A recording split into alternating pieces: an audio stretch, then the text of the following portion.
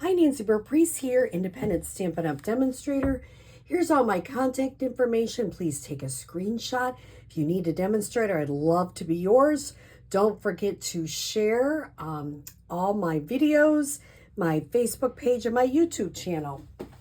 Well, we are on our fourth project of our messy projects, which I totally love messy projects. So this is the shaving cream project with beautiful butterflies.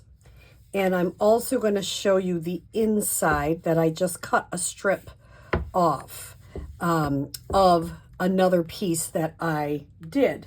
Now, I stamped this, and you can see this is just a teeny bit wet. I kind of rushed it, and I'm okay with that.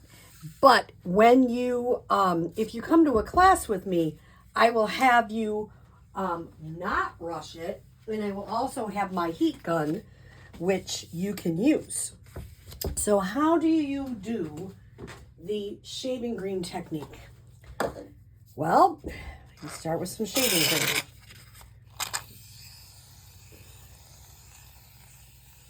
Okay, just get some on there. I like to use a paper plate.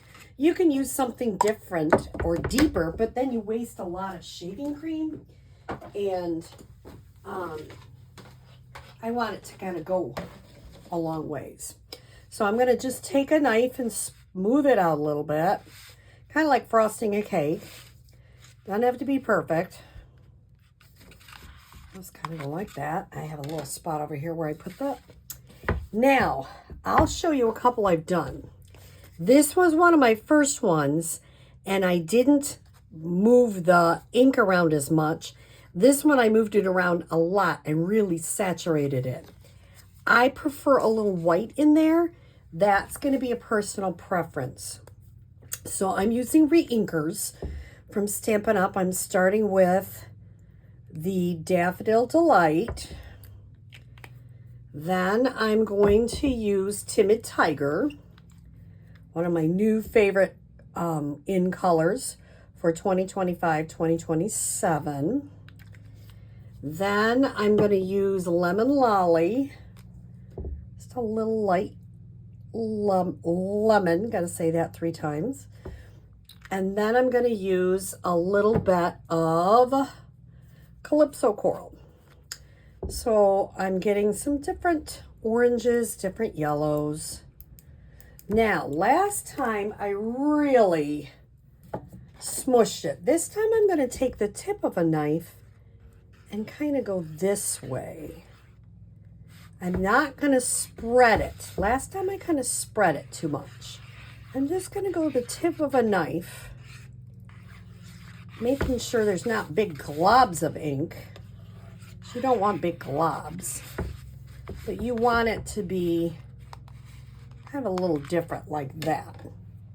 I've got a couple of pieces, and when I teach it in classes, I give people a couple of pieces because you're going to want to explore. So you can push it way down and get it saturated, or you can just have it on the top, which is what I prefer. I like a little bit of white. I'm going to put a little bit more on there. You notice I turned it around. I don't like it so saturated. Do a little bit more.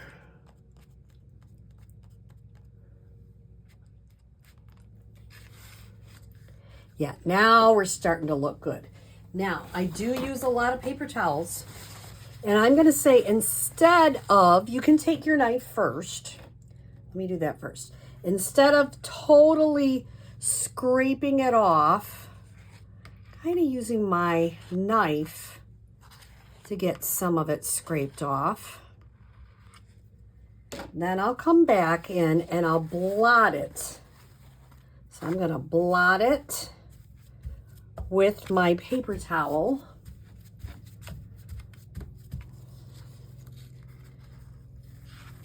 All right, and I might need another one. Like I say, you do use some paper towels with this technique, and you get ink on your hands, which I always think it's a good day when I have ink on my hands, but yes, you do.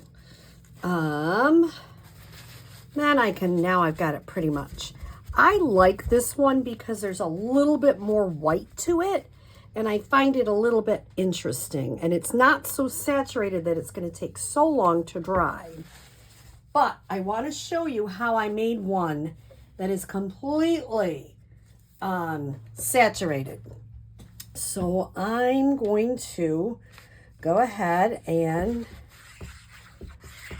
do some remixing. I'll have lots of Barbasol when I do this with my class. All right, let's kind of scoop that off. You can see it's more mixed up now. And I'm going to push it down. And you can see I'm pushing it way down in there. And it's going to get pretty saturated with color. Now this is interesting because it's a lighter orange. I'm going to see how I like that. Let me scrape that one off. I might like this one actually better. Ooh, this is going to look really neat. Now, this is not a technique that you can do it exactly the same way every time you do it. You just can't. There is no way to make them exactly the same, which is what I love about this technique. So I'm going to once again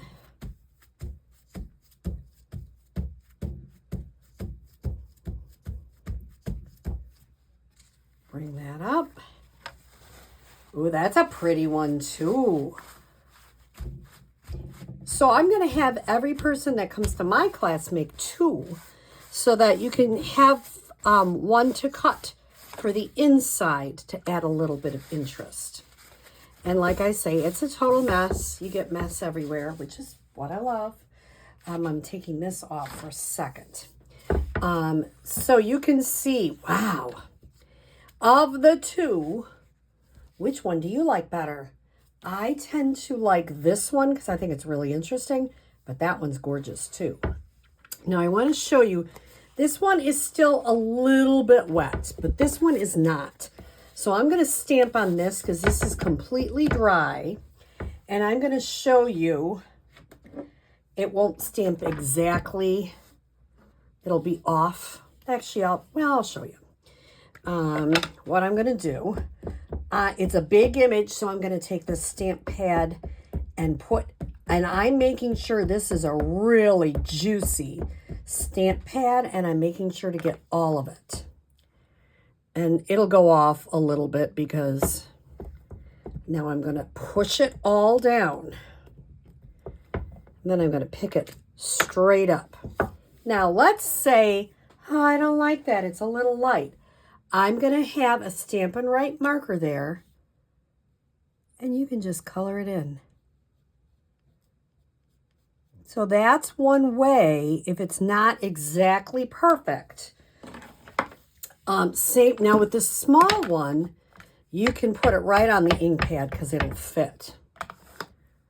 And you can I'll just put it here. Isn't that cool? And you can see this isn't like bleeding a little bit like this one bled a little bit. So this one is not. Could I stamp on that and cut it for the bottom of my card? Absolutely.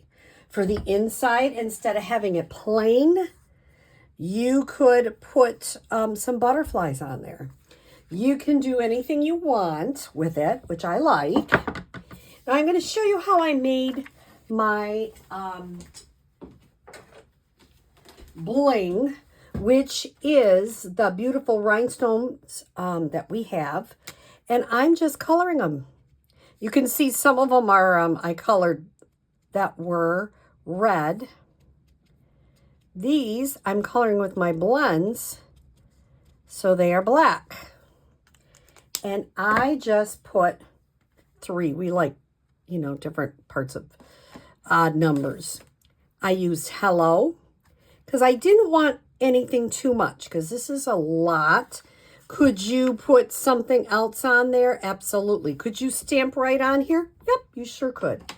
Lots of ways to use this really fun technique. And once again, these aren't as saturated as the other ones, but they still would need some time to dry, and you might need to use the heat gun to just finish that drying process. So I hope you like the shaving cream technique with re-inkers and beautiful butterflies. Have a great day.